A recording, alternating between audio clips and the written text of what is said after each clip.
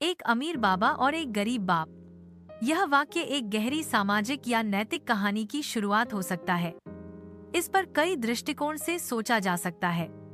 मैं आपको एक लघु प्रेरणादायक कहानी सुनाता हूँ, जो इस शीर्षक को अर्थ देती है, एक अमीर बाबा और एक गरीब बाप। एक बार की बात है, एक गांव में दो व्यक्ति रहते थे।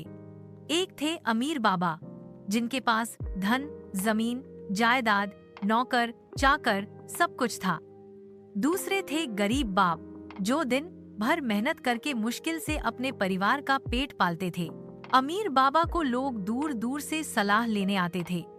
वे बहुत ज्ञानी माने जाते थे, परंतु उनके अपने बेटे उनसे दूर रहते थे। उन्हें अपने बच्चों की चिंता नहीं थी, उन्हें सिर्फ अपने धन की देखरेख की चिंता थी।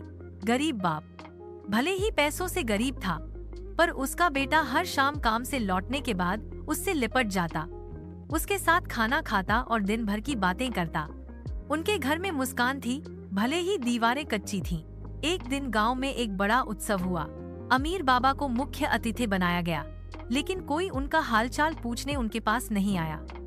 वहीं गरीब बाप के बेटे ने अपने पिता को फूलों की माला पहनाई और सबके सामने कहा, मेरे लिए ये दुनिया के सबसे बड़े इंसान हैं। लोगों की आंखें नम हो गईं।